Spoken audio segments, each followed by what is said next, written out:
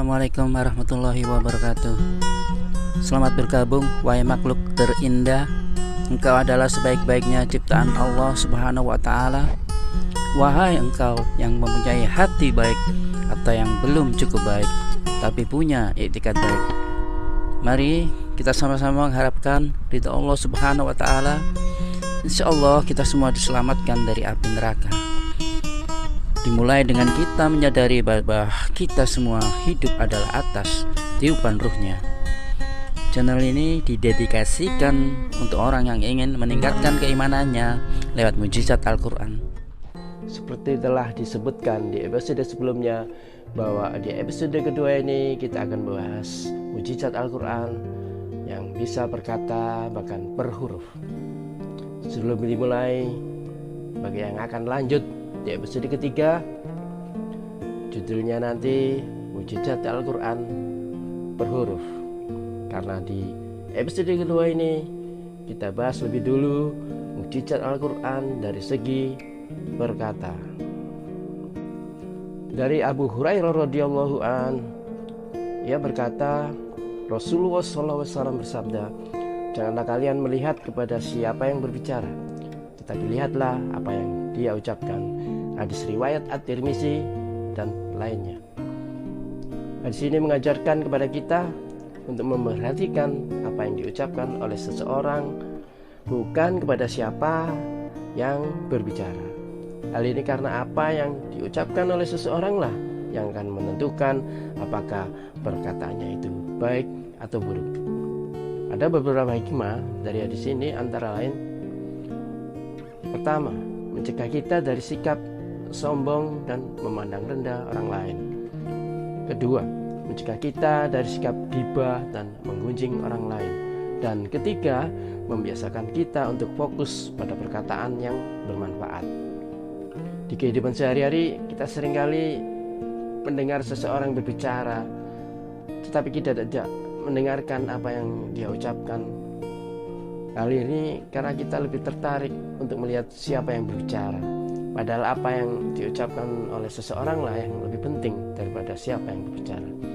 Oleh karena itu, marilah kita perhatikan hadis ini dan mulailah untuk memperhatikan apa yang diucapkan oleh seseorang, bukan kepada siapa yang berbicara. Dengan demikian kita akan menjadi orang yang lebih bijaksana dan bermanfaat bagi orang lain. Dari Abu Hurairah, contoh, sering kita lihat penyidik pihak kepolisian belajar dari pelaku tindak kejahatan, misalnya dengan bertanya modus dan bagaimana cara melakukannya. Dari manfaatnya antara lain bisa dijadikan sebagai informasi kepada masyarakat untuk waspada terhadap tindakan kejahatan yang serupa. Manfaat lainnya mungkin agar kedepannya polisi lebih sigap menghadapi kasus-kasus dengan modus yang sama. Oleh karena itu, setiap tindak kejahatan diperlukan rekonstruksi untuk memvisualkan perbuatan jahatnya sekaligus mencocokkan dengan hasil pengakuan tersangka. Jadi kepada siapa tawaf mengelilingi arsy bersama para malaikat dalam waktu 14.000 tahun, secara keseluruhan Azazil telah beribadah dan melakukan semua perintah Allah selama 185.000 tahun lebih. Namun itu semua terjadi sebelum dia dikutuk dan menjadi iblis yang menggoda umat manusia. Sungguh prestasi ibadah yang luar biasa dari kaum jin yang diberi gelar Azazil ini.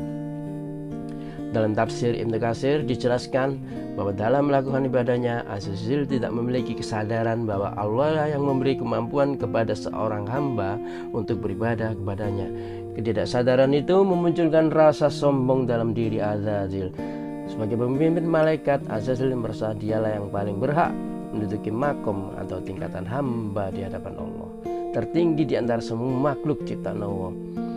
Azazil pun mulai membangkang dan durhaka terhadap Allah Subhanahu wa Ta'ala, yaitu ketika pertama kali menolak perintahnya untuk bersujud kepada Nabi Adam. Dia yang diciptakan dari api merasa lebih baik daripada Adam yang diciptakan dari tanah. Karena kesombongannya, Azazil akhirnya diusir dari surga.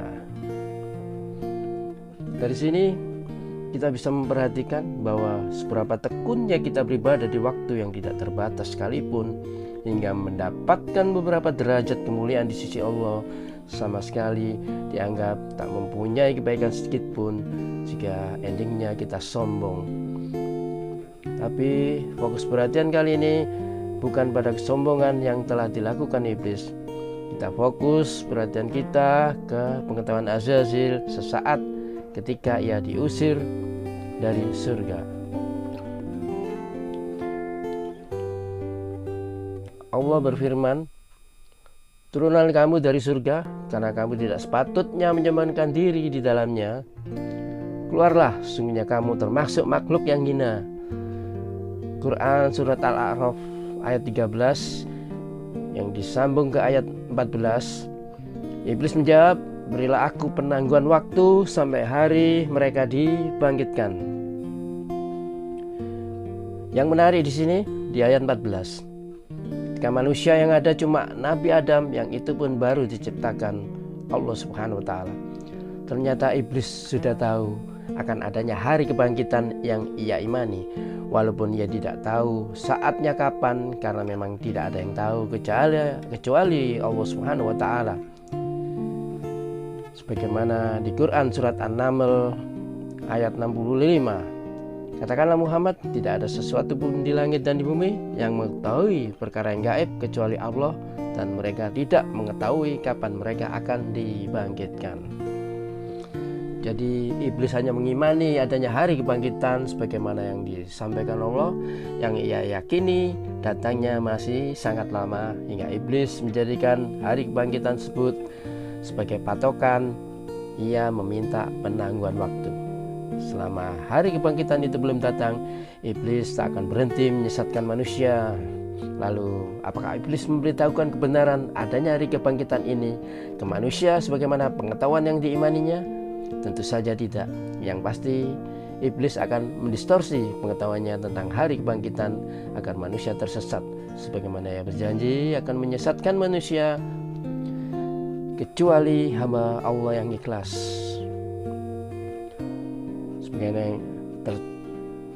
Bagaimana firman Allah Subhanahu wa taala Quran surat Al-Hijr ayat 39, iblis berkata, Tuanku, oleh karena engkau telah memutuskan bahwa aku sesat, aku pasti akan jadikan kejahatan terasa indah bagi mereka di bumi, dan aku akan menyesatkan mereka semuanya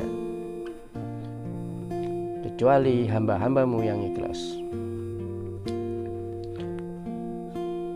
Surat Al-Hijr 39-40. Dampak distorsi pemahaman hari kebangkitan yang dilakukan oleh iblis ini sungguh luar biasa.